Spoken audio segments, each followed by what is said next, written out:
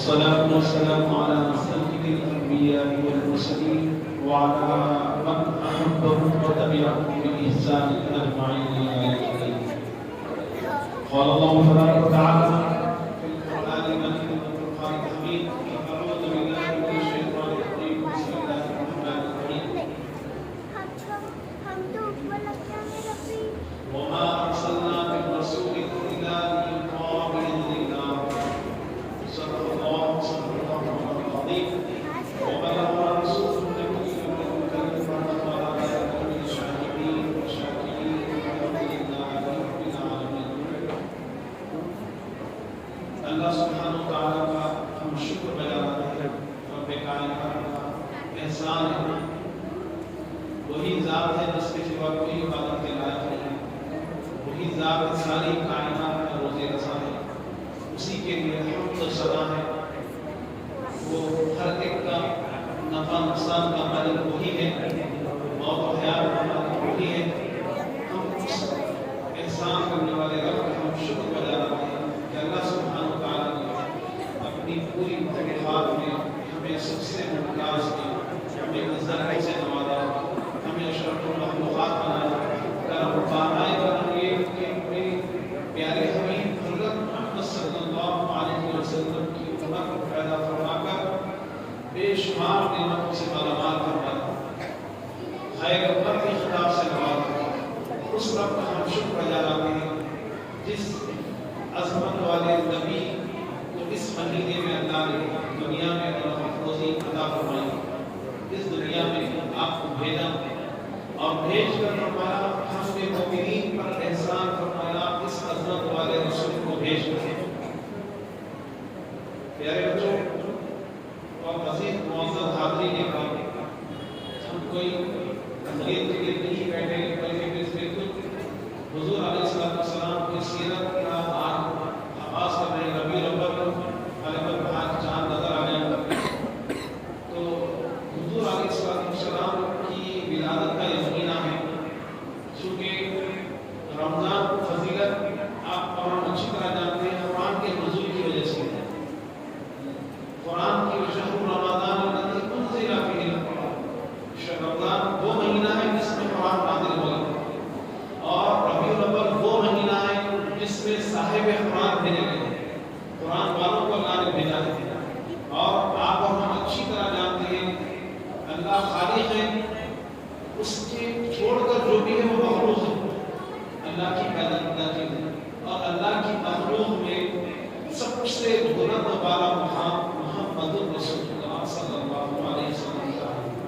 آپ کا مقام سب پر حاوی ہے. عرش پر، کرسی پر، لوح پر، قلم پر، چرند پرند، حیوانات، نباتات، دریائیں، پہاڑیں، درخت، جنگل، خشکی، تری، سب پر اللہ تبارک تعالیٰ نے آپ کو مقام مرتبہ بلند فرمایا. چرند ہو کے پرند ہو، انسان ہو کے جن ہو، فرشتوں ہو، سب پر اللہ نے آپ کو بلند بالا مقام عطا فرمایا. چنانچہ یہ سیرت کا پیغام یہاں سے دیا جا رہا ہے. انشاءاللہ پورا مہینہ انشاءاللہ رسول اللہ صلی اللہ علیہ وسلم کی زندگی کس قدر اہم ہے انشاءاللہ اس کو بیان کیا جائے. دیکھیے حضور کی سیرت کیوں ضروری ہے؟ سیرت کہتے ہیں اصل میں زندگی کو، زندگی کے حالات زندگی. جب بھی سیرت کا لفظ آتا تو رسول اللہ صلی اللہ علیہ وسلم کی زندگی مراد ہوتی ہے. یوں تو سیرت کا معنی ہے زندگی کے حالات.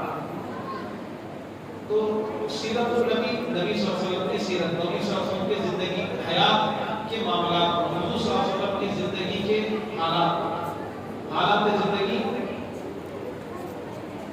بالکل اہتمام سے جو بچوں بالکل بات نہیں کرتا، اہتمام سے سنیں، بالکل اہتمام سے سنیں. ہم سرور کائنات صلی اللہ علیہ وسلم کی زندگی کے بارے میں سننے کے لیے بیٹھے ہیں.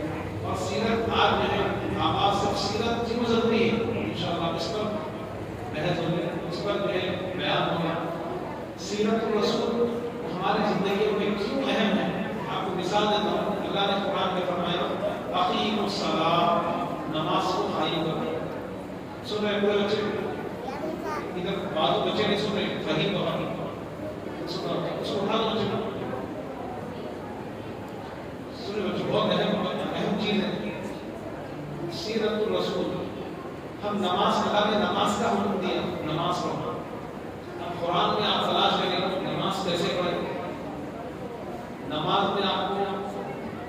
सना से लेके सलाम तक मुकम्मल कोई चीज आपको नजर नहीं आएगी, सिर्फ अल्लाह ने कहा नमाज पढ़ो। अब इस हुक्म की तकमील हम कैसे करें?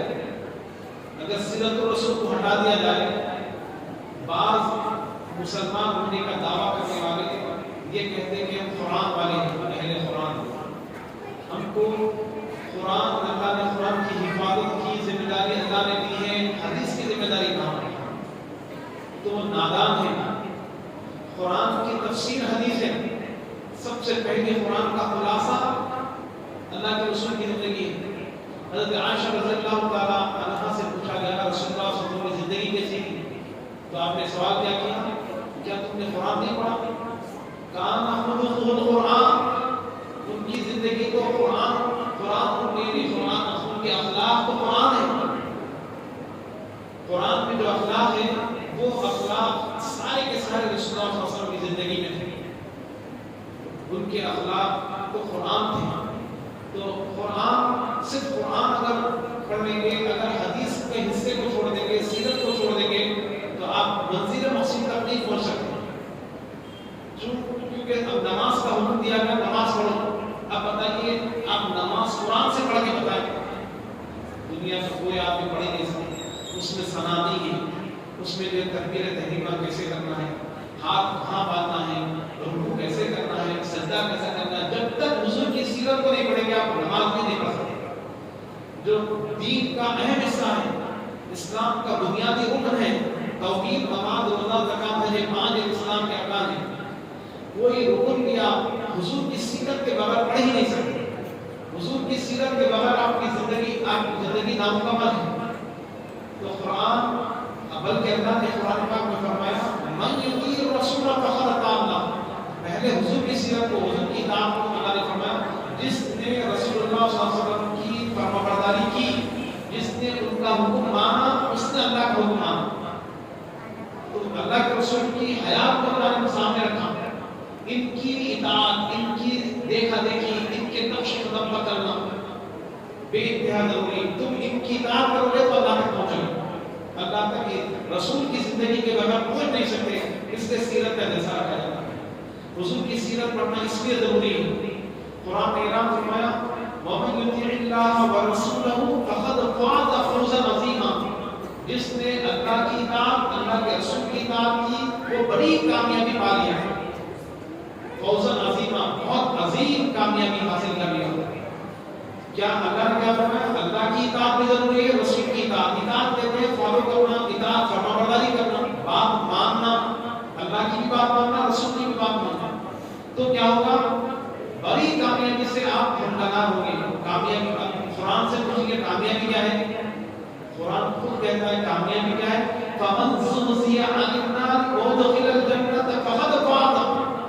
जिसको अल्लाह जहन्नम से बचा लिया, जन्नत में दाखिल कर दिया, बड़ा कामयाब हो गया। पता चला जहन्नम से बचना, जन्नत में दाखिला मिल जाना, ये है कामयाबी। अब कामयाबी किससे मिलती है? अल्लाह की इताअत से, अल्लाह के रसूल की इताअत से। तो हुजूर की जिंदगी को हम नहीं छोड़ सकते। जिसने छोड़ दिया वो गुमराह हो गया।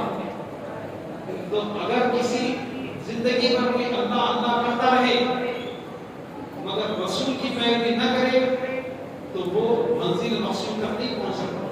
कुरान ने ऐलान किया, कुल इन कुंतुम तुहिब्बून अल्लाह, ऐ हबीब आप बोल दीजिए जो अल्लाह की मोहब्बत का दावा करने वाले हैं, अल्लाह की मोहब्बत की बात करते हैं, फत्तबिऊनी, वो मेरी इत्तिबा करें।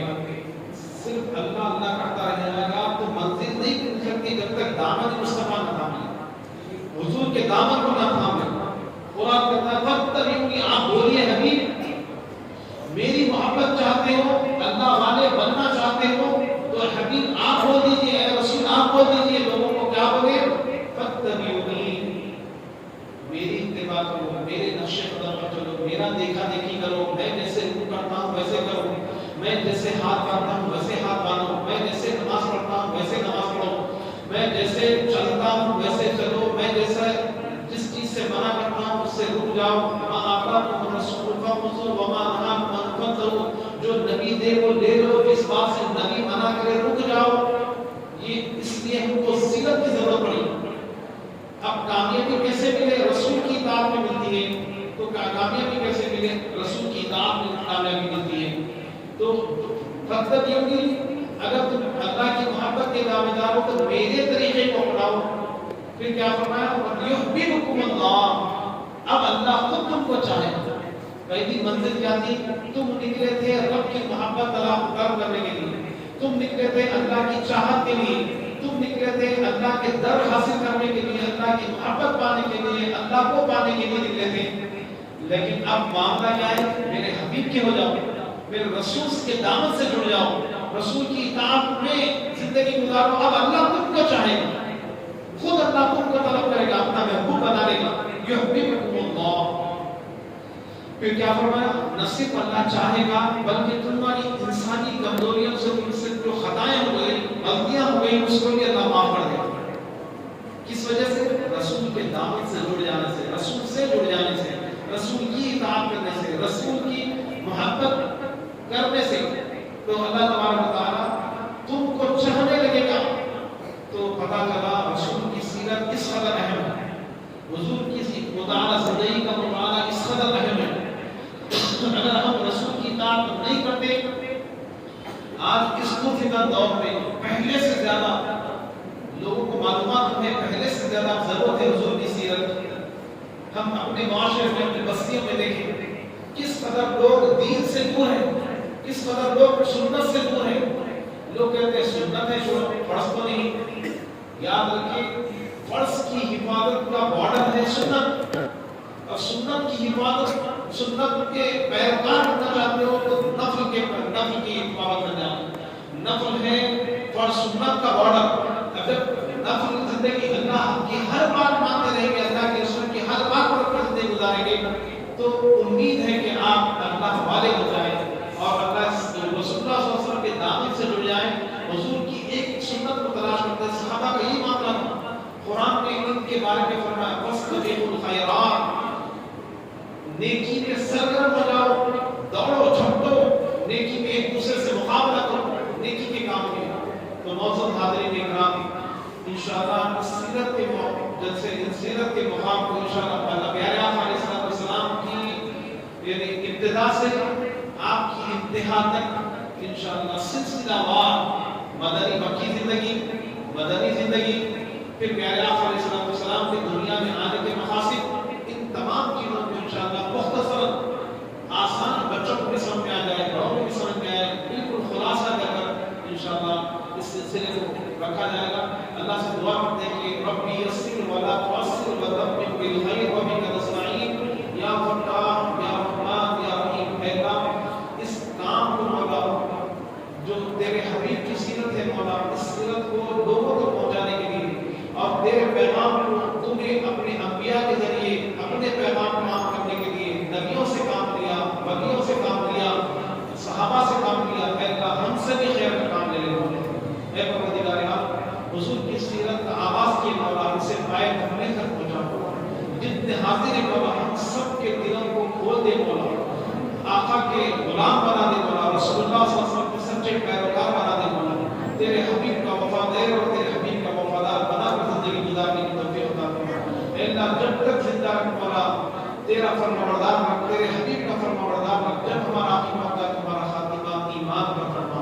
اے الہ العالمین، ہم تیرے اور تیرے حبیب کی چاہت میں جمع ہوئے مولا. دنیا کی کوئی غرض نہیں ہے مولا. جتنے لوگ یہاں پر بیٹھے مولا محض تیری رضا کے لیے، تیرے حبیب کی محبت میں ہم جمع ہوئے. ہماری حاضری کو قبول فرما. زندگی میں اسلام کے متعلق جو اسلام کی حقانیت اس کو آشکار کرنے کے لیے، اسلام کو حدود تک پھیلانے کے لیے مولا